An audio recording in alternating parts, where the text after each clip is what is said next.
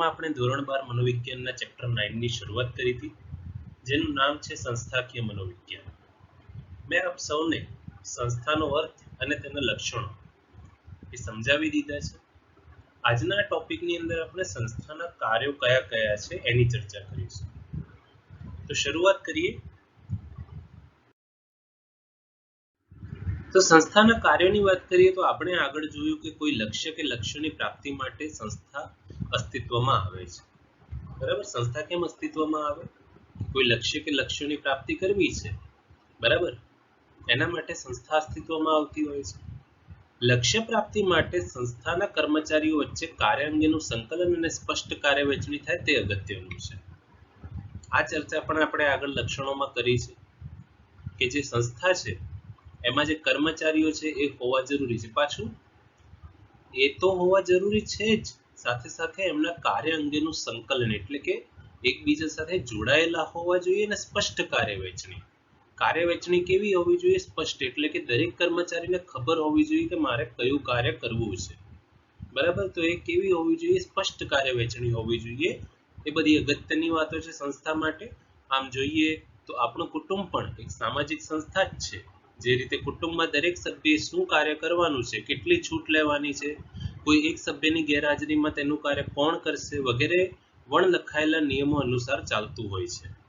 તે જ રીતે ચોક્કસ માળખામાં અને પૂર્વ નિર્ધારિત નિયમો અનુસાર કોઈ સંસ્થાનું કાર્ય પણ ચાલતું હોય છે. જે રીતે કુટુંબમાં ફિક્સ હોય છે કે દાદાએ આ કાર્ય કરવું, દાદીએ આ કાર્ય કરવું, મમ્મીએ આ કાર્ય, પપ્પાએ આ કાર્ય, એવી રીતે સંસ્થા જે છે એનું પણ એક માળખું છે પૂર્વ નિર્ધારિત, એટલે પહેલાથી જ નક્કી હોય છે.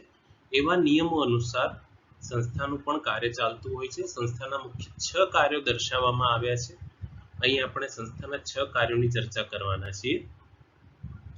સૌથી પહેલું કાર્ય વિશિષ્ટીકરણ. તો સંસ્થામાં કાર્યના સ્વરૂપની વિશિષ્ટતાને આધારે કાર્ય વિશિષ્ટીકરણ જોવા મળે છે. બરાબર, કે કાર્ય કેવું છે, કાર્યની જે વિશિષ્ટતા છે એ પ્રમાણે કર્મચારી સિલેક્ટ કરવામાં આવે છે. એક શાળાનું ઉદાહરણ લઈએ તો શાળામાં અંગ્રેજી વિષય ભણાવવું એક વિશિષ્ટ કાર્ય છે.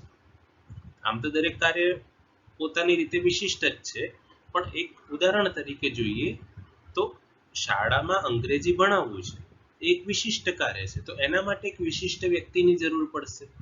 હવે વિશિષ્ટ વ્યક્તિ કોણ? ઇંગ્લિશ ટીચર, અંગ્રેજીના શિક્ષકની જરૂર પડશે કે જે અંગ્રેજી વિષય ભણાવતા હોય, જે પોતે અંગ્રેજી વિષય પર માસ્ટરી મેળવી ચૂક્યા હોય. તો કાર્ય વિશિષ્ટીકરણ બે રીતે જોવા મળે છે. કોઈ એક કાર્યને સંપૂર્ણ રીતે કોઈ ચોક્કસ કર્મચારી દ્વારા જ કરવામાં આવે છે, અને કોઈ એક કાર્યને સંપૂર્ણ રીતે કોઈ એક વ્યક્તિ દ્વારા નહીં, પરંતુ તેને ઘણા તબક્કાઓમાં અલગ અલગ કર્મચારી દ્વારા કરવામાં આવે છે. કાર્ય વિશિષ્ટીકરણને કારણે કર્મચારી અમુક ચોક્કસ કાર્યમાં નિષ્ણાત બને છે. બરાબર, બે રીતે જોવા મળે. મેં તમને જે ઉદાહરણ આપ્યું એ પહેલી વાત છે કે અંગ્રેજી ભણાવવાનું કાર્ય કોઈ એક જ શિક્ષક કરશે. હા, પણ કોઈ એક કાર્યને સંપૂર્ણ રીતે કોઈ એક વ્યક્તિ દ્વારા નહીં, પરંતુ તેને ઘણા તબક્કાઓમાં અલગ અલગ કર્મચારી દ્વારા કરવામાં આવે. તો અહીં ઉદાહરણ લઈ શકાય પોસ્ટ ઓફિસ. પોસ્ટ ઓફિસમાં જે ટપાલ પહોંચાડવાનું કાર્ય છે એ કાર્ય તો એક જ છે હકીકતમાં, પણ એ કાર્યને તબક્કાઓમાં વહેંચવામાં આવે છે. સૌથી પહેલા કાઉન્ટર પરથી કુરિયર લેવામાં આવશે, પોસ્ટ લેવામાં આવશે, પછી એના ઉપર લખાણ વગેરે મૂકવામાં આવશે, સ્ટીકર વગેરે જે હોય છે ચોંટાડવાનું કામ આપવામાં આવે છે કર્મચારીઓને. પછી એ આગળના ડિપાર્ટમેન્ટમાં, પછી નેક્સ્ટ ડિપાર્ટમેન્ટમાં, પછી નેક્સ્ટ ડિપાર્ટમેન્ટમાં, એમ કરીને છેલ્લે ટપાલ પહોંચતી હોય છે. તો કાર્ય બે પ્રકારના છે. કાર્યની વિશિષ્ટતા છે બે પ્રકારની છે કે કોઈ એક કાર્ય કોઈ એક જ કર્મચારી કરે, જેમ અંગ્રેજી ભણાવવાનું કાર્ય અંગ્રેજીના શિક્ષક જ કરે. પણ બીજી રીતે જે વાત કરી છે અહીંયા કાર્ય વિશિષ્ટીકરણની, તો એમાં ટપાલ પહોંચાડવાનું એક વિશિષ્ટ કાર્ય છે જે જુદા જુદા તબક્કાઓમાં વહેંચવામાં આવે છે, જુદી જુદી વ્યક્તિઓ દ્વારા કરવામાં આવે છે. તો અહીંયા કાર્ય વિશિષ્ટીકરણમાં બે મુદ્દા યાદ રાખવાના કે એક કાર્ય એવું કે જે સંપૂર્ણ કાર્ય ચોક્કસ કોઈ એક કર્મચારી જ કરે, અને એક કાર્ય એવું છે કે કોઈ એક વ્યક્તિ નહીં, પણ જુદા જુદા તબક્કાઓમાં વહેંચવામાં આવે એવું પણ કાર્ય સંસ્થામાં હોતું હોય છે. તો સંસ્થામાં બે પ્રકારના કાર્યો હોય છે, બે પ્રકારની વિશિષ્ટતા જોવા મળે છે કાર્યોની. બરાબર, બીજું કાર્ય શું છે સંસ્થાનું? તો સંસ્થાનું બીજું કાર્ય છે ખાતા વિભાજન. તો કાર્યોના સ્વરૂપના આધારે કાર્યોનું પરસ્પર અનુરૂપ એકમોમાં સામૂહિકરણ કરવામાં આવે છે, તેને ખાતા વિભાજન કહેવાય છે. બરાબર, કે અહીંયા જે ઉદાહરણ આપ્યું છે કે એક હોસ્પિટલમાં દર્દીઓની સાર સંભાળ, વહીવટી કાર્ય, હિસાબ, સંશોધન, પુનઃસ્થાપન વગેરે વિભાગો હોઈ શકે છે. બરાબર, કાર્ય તો એક જ કરવાનું છે ને, લક્ષ્ય તો એક જ છે ને, કે જે બી દર્દી આવે એનો ઈલાજ થવો જોઈએ. હોસ્પિટલનું લક્ષ્ય એક જ છે, પણ હોસ્પિટલની અંદર જુદા જુદા ડિપાર્ટમેન્ટ્સ હોય છે. હોસ્પિટલ છે, શાળા છે, પોસ્ટ ઓફિસ છે, દરેકમાં ડિપાર્ટમેન્ટ હોય છે. આ જે ડિપાર્ટમેન્ટમાં જે વહેંચવામાં આવે છે એને ખાતા વિભાજન કહેવાય છે. જેમ કે તમે જુઓ કે અહીંયા સાર સંભાળ, તો સાર સંભાળનું એક ખાતું એટલે કે વિભાગ થઈ.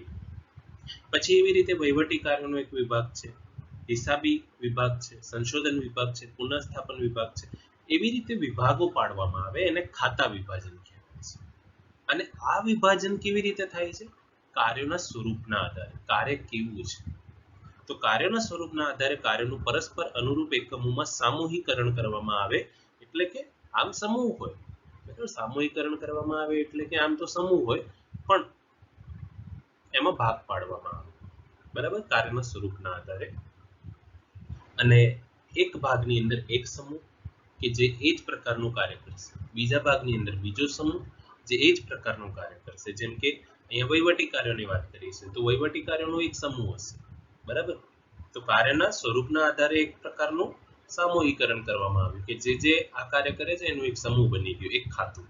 પછી એવો બીજો સમૂહ, બીજું ખાતું, ત્રીજો સમૂહ, ત્રીજું ખાતું, બરાબર. તો એને ખાતા વિભાજન કહીશું. આ પ્રકારના સામૂહિકરણનો સૌથી મોટો લાભ એ છે કે કાર્ય અને ઉત્પાદકતામાં વધુ સારું સંકલન કરી તેની અસરકારકતા વધારી શકાય છે, બરાબર. હવે આ પ્રકારનું જે સમૂહીકરણ કરવામાં આવે છે, જુદા જુદા સમૂહને છૂટું પાડીને અલગ અલગ ડિપાર્ટમેન્ટ્સ બનાવવામાં આવે છે, તો એનો સૌથી મોટો લાભ શું છે કે કાર્ય અને ઉત્પાદકતામાં વધુ સારું સંકલન કરી તેની અસરકારકતા વધારી શકાય છે, બરાબર. હવે એક જ ડિપાર્ટમેન્ટમાં આટલી બધી વ્યક્તિઓ કામ કરતી હોય તો 100% ઉત્પાદકતા વધવાની છે, કાર્ય સારી રીતે થવાનું જ છે અને સંકલન પણ સારી રીતે થશે. કર્મચારીઓ વચ્ચે અસ્પષ્ટતા નહીં રહે, બરાબર, બધા સંકલિત રીતે કાર્ય કરી શકશે. તો ખાતા વિભાજન દ્વારા ઉત્પાદકતા અને કાર્યમાં વધારો કરી શકાય છે. તો અહીં આપણે સંસ્થાના બે કાર્યો જોયા, કાર્ય વિશિષ્ટીકરણ અને ખાતા વિભાજન. કાર્ય વિશિષ્ટીકરણમાં યાદ રાખો કે જે સંસ્થામાં કાર્ય હોય છે એની કોઈ વિશેષતા હોય છે, બરાબર.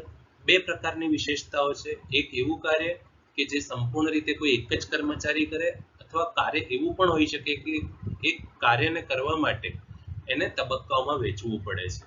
પછી બીજું કાર્ય આપણે સંસ્થાનું જોયું ખાતા વિભાજન. સંસ્થાનું બીજું જે કાર્ય છે ખાતા વિભાજન, જેમાં એક સમૂહ બનાવવામાં આવે છે સરખું કાર્ય કરનારા કર્મચારીઓનું, બરાબર. અને એ સમૂહો જે છે એ જુદા જુદા સમૂહો સંકલિત થઈને કાર્ય કરતા હોય છે. તો ખાતા વિભાજન છે. પછી ત્રીજું છે આદેશ શૃંખલા. આદેશ શૃંખલા એ કોણ કોને અહેવાલ આપશે તેની સ્પષ્ટતા કરે છે. હવે પહેલા તો અહેવાલ એટલે શું એ પણ તમને સમજાવું. અહેવાલ એટલે રિપોર્ટ, બરાબર. અહેવાલને આપણે અંગ્રેજીમાં રિપોર્ટ કહીએ. અંગ્રેજી શબ્દ કીધો એટલે તરત જ તમને હવે વધારે સ્પષ્ટતા થઈ હશે. રિપોર્ટ શબ્દ તમે ઘણી વખત સાંભળ્યો હશે. કોઈ પણ કાર્ય થાય તો એના અંતે એક રિપોર્ટ તૈયાર થતું હોય છે. સંસ્થામાં કોઈ પણ કાર્ય, ઇવન એક શિક્ષક કોઈ વિષય ભણાવતા હોય વર્ગમાં, તો એ એક રિપોર્ટ તૈયાર કરતા હોય છે કે કયા વિદ્યાર્થી કેટલું ગૃહ કાર્ય કર્યું છે, કયા વિદ્યાર્થીનું બાકી છે, કયા વિદ્યાર્થી રેગ્યુલર આવે છે, કયા નથી આવતા, વગેરે. તો આ એક રિપોર્ટ તૈયાર થતો હોય છે. હવે આ રિપોર્ટ શિક્ષક કોને આપશે? પ્રિન્સિપલને આપશે, બરાબર. એવી રીતે પોસ્ટ ઓફિસની અંદર પણ દરેક ડિપાર્ટમેન્ટમાં અહેવાલ માંગતા હોય છે પોતાના અંડરમાં જે કર્મચારીઓ કામ કરતા હોય છે, બરાબર. જેમ કે હું મેનેજર છું, તો મારી અંડરમાં જેટલા બી લોકો કામ કરતા હશે, જેટલા બી કર્મચારીઓ કામ કરતા હશે, એમની પાસેથી હું રિપોર્ટ માંગીશ કે આખા દિવસ દરમિયાન આજે તમે કેટલું કાર્ય કર્યું, અથવા મહિના દરમિયાન અથવા અઠવાડિયા દરમિયાન. તો રિપોર્ટ જે હોય છે, અહેવાલ જે હોય છે, એનો એક નિશ્ચિત સમયગાળો હોય છે. એ જરૂરી સમય મર્યાદા પછી અહેવાલ માંગવામાં આવે છે કર્મચારી દ્વારા. તો આદેશ શૃંખલાની વાત કરીએ તો કોણ કોને અહેવાલ આપશે એની વાત થાય છે.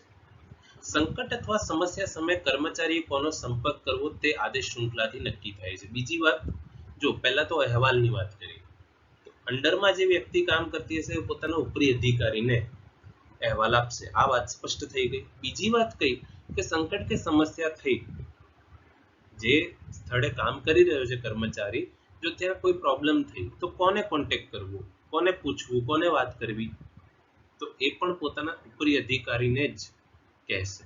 બરાબર. તો એ આદેશ શૃંખલાથી નક્કી થાય છે. આદેશ શૃંખલામાં અધિકાર અને આદેશોનું એકત્વ એવી બે પરસ્પર પૂરક બાબતોનો સમાવેશ થાય છે. બરાબર. પૂરક બાબતો એટલે બંને એકબીજા માટે જરૂરી છે. એક તો અધિકાર, કોને કયો અધિકાર મળેલો છે એની વાત થાય છે. જેમ કે નિમ્ન કક્ષાએ જે કર્મચારી કામ કરી રહ્યા છે, તો એનો જે ઉપરી અધિકારી છે એની પાસે અધિકારો છે પોતાના નિમ્ન ક્ષેત્રે કામ કરતા, પોતાની અંડરમાં જે કર્મચારીઓ કામ કરે છે એમની વાત સાંભળવી, એમની પાસેથી રિપોર્ટ માંગવો, એ બધા અધિકારો એની પાસે છે. અને આદેશોનું એકત્વ, આદેશોનું એકત્વ એનો મતલબ શું કે કોઈ નિશ્ચિત કર્મચારીને જ હુકમ આપી શકે, આદેશ આપી શકે. નિશ્ચિત કર્મચારી એટલે મધ્ય સપાટીએ કોઈ કર્મચારી કામ કરે છે, એની અંડરમાં જે કર્મચારી આવે છે એના જ વિભાગના કર્મચારીને આદેશ આપી શકે અને એ કર્મચારીએ પોતાના જ ઉપરી અધિકારીનો આદેશમાં માનવા. જેમ કે હું મેનેજર છું હિસાબી વિભાગનો, તો મારી અંડરમાં જેટલા બી હિસાબી કર્મચારીઓ આવતા હશે હું એમને જ આદેશ આપીશ ને એ મારો જ આદેશ સાંભળશે. એ વેચાણ વિભાગના કોઈ કર્મચારીનો આદેશ સાંભળશે નહીં, અથવા હું કોઈ વેચાણ વિભાગના અથવા કોઈ બીજા વિભાગના કર્મચારીને કોઈ પણ પ્રકારનો આદેશ આપી શકું નહીં. તો એને આદેશનું એકત્વ કહેવાય કે કોઈ નિશ્ચિત ઉપરી અધિકારી કોઈ નિશ્ચિત કર્મચારીને જ આદેશ આપી શકે, જેને આદેશોનું એકત્વ કહેવાય છે. તો અધિકાર અને આદેશોનું એકત્વ એવી બે પરસ્પર પૂરક બાબતોનો સમાવેશ થાય છે, જેમાં અધિકાર એટલે કોઈ એક હોદ્દાની અંતર્ગત આદેશ આપવાનો અને તે આદેશના પાલનની અપેક્ષાનો હક ધરાવવો. બરાબર. જેમ કે હું મેનેજર છું તો મારે પૂરેપૂરો અધિકાર છે કે હું આદેશ આપી શકું પોતાના અંડરમાં કામ કરતા કર્મચારીઓને, પોતાના જે મારી નીચે જે કર્મચારીઓ આવે છે એમને હું આદેશ આપી શકું અને એ આદેશની પાલનની અપેક્ષાનો પણ હક મને છે. બીજી વાત છે આદેશોનું એકત્વ, તો એનો અર્થ એ થાય કે વ્યક્તિને એક અને માત્ર એક જ ઉપરી અધિકારી હોવા જોઈએ જેને તેણે સીધો અહેવાલ આપવાનો રહે. બરાબર. મેં જે વાત કરી તમને કે કોઈ એક જ ઉપરી અધિકારી હોવો જોઈએ, એક કરતા વધારે ઉપરી અધિકારી હોવો જોઈએ નહીં. જેમ કે હિસાબી વિભાગની વાત કરી મેં તમને ઉદાહરણ આપીને, તો હું હિસાબી અધિકારી છું તો મારી અંડરમાં જેટલા બી કર્મચારીઓ આપશે મને જ અહેવાલ આપશે, બીજા કોઈ વિભાગીય અધિકારીને આપશે નહીં. બરાબર. તો એને કહેવાય આદેશોનું એકત્વ. જો આદેશ અધિકારના એકત્વમાં કોઈ વિક્ષેપ પડે તો કર્મચારીઓને ઘણા ઉપરી અધિકારીઓની ગેરવાજબી અને વિરોધાભાસી માંગણીઓનો સામનો કરવો પડે છે.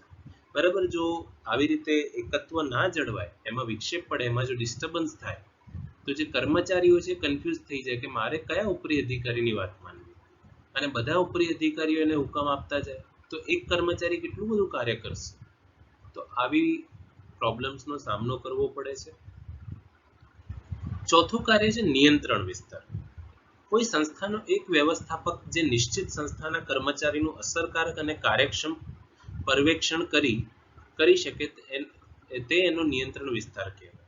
જો નિયંત્રણ વિસ્તાર વિશાળ હશે તો વ્યવસ્થાપકો સમયના અભાવે કર્મચારીને જરૂરી નેતૃત્વ અને આધાર પૂરા નહીં પાડી શકે, અને જો વિસ્તાર સમિતિ એટલે કે વ્યવસ્થાપકો પહોંચી વળે તેટલો રાખવામાં આવે તો તે સંસ્થાને વધુ વ્યવસ્થાપકોની જરૂર પડશે, જે ખર્ચાળ પુરવાર થઈ શકે છે. બરાબર. નિયંત્રણ વિસ્તારની વાત કરી છે એટલે કે સુપરવિઝનની વાત કરી છે કે કોઈ સંસ્થાનો એક વ્યવસ્થાપક એટલે કે મેનેજર જે નિશ્ચિત સંસ્થાના કર્મચારીનું અસરકારક અને કાર્યક્ષમ પર્યવેક્ષણ કરી શકે તે તેનો નિયંત્રણ વિસ્તાર કહેવાય. એક મેનેજર છે, જેમ કે હિસાબી વિભાગ છે, વેચાણ વિભાગ છે, ખરીદીનો વિભાગ છે, વહીવટી વિભાગ છે, એવા 4 વિભાગ છે કોઈ સંસ્થામાં. આમ તો ઘણા બધા વિભાગો હોવાના, ઉદાહરણ તરીકે તમને સમજાવું છું. તો એમાં વેચાણ વિભાગનો જે મેનેજર છે એ પોતાના વિભાગની દેખરેખ બહુ જ સારી રીતે રાખી શકે છે.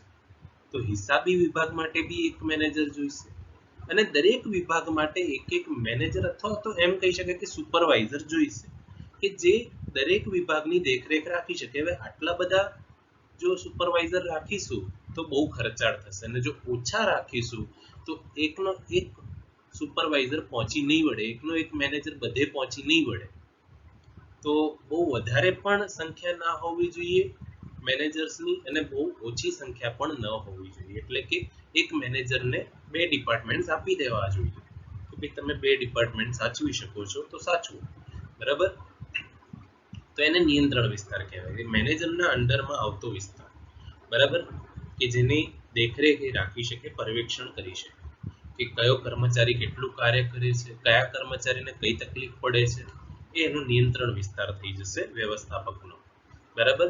તો જો નિયંત્રણ વિસ્તાર વિશાળ હશે તો વ્યવસ્થાપકો સમયના અભાવે કર્મચારીને જરૂરી નેતૃત્વ અને આધાર પૂરા નહીં પાડી શકે. વાત એ જ કરી છે ને મેં જે તમને સમજાવ્યું કે નિયંત્રણ વિસ્તાર વધી જાય, બહુ બધા ડિપાર્ટમેન્ટ્સ એક જ વ્યવસ્થાપકને આપવામાં આવે તો એ જરૂરી નેતૃત્વ નહીં પૂરું પાડી શકે, જરૂરી આધાર નહીં પૂરા પાડી શકે. અને જો વિસ્તાર સીમિત એટલે કે વ્યવસ્થાપકો પહોંચી વળે તેટલો રાખવામાં આવે તો સંસ્થાને વધુ વ્યવસ્થાપકોની જરૂર પડશે, જે ખર્ચાળ પુરવાર થઈ શકે છે. એટલા બધા વ્યવસ્થાપકોને પગાર આપવું મોંઘું પડી જાય. તો અહીં બીજા 2 કાર્યો આપણે જોયા, એક આદેશ શૃંખલા અને બીજું નિયંત્રણ વિસ્તાર. ત્યારબાદ આવે છે કેન્દ્રીકરણ.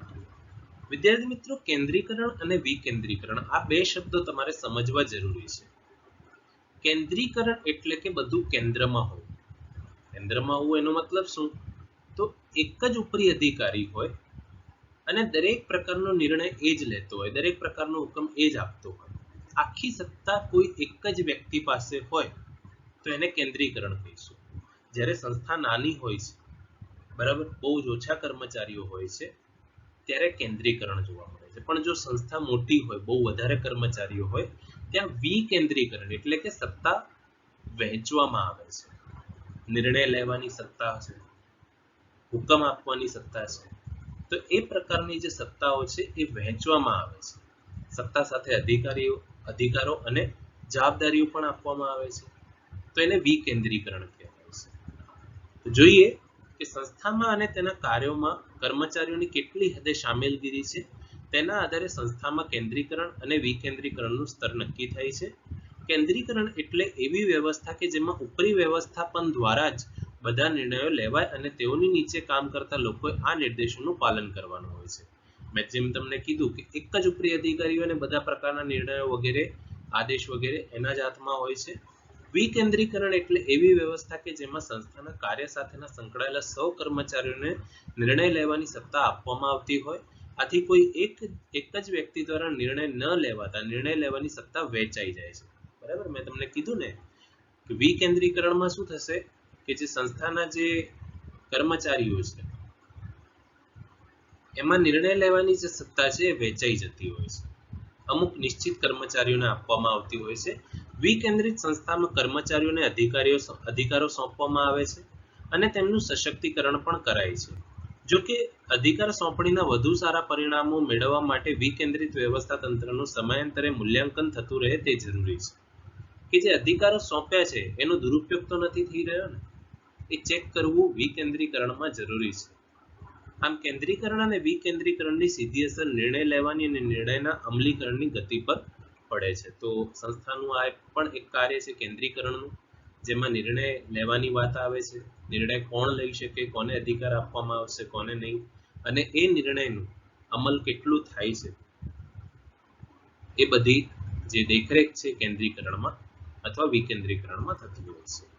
તો કેન્દ્રીકરણ અને વિકેન્દ્રીકરણ, દરેક સંસ્થામાં કેન્દ્રીકરણ નથી હોતું, દરેક સંસ્થામાં વિકેન્દ્રીકરણ નથી હોતું. એ ડિપેન્ડ કરે છે કે કેટલા કર્મચારીઓ છે, કેટલું કાર્ય છે, એના ઉપર આધાર રાખે છે કેન્દ્રીકરણ અને વિકેન્દ્રીકરણ. છઠ્ઠું છે છેલ્લું કાર્ય ઔપચારિકીકરણ.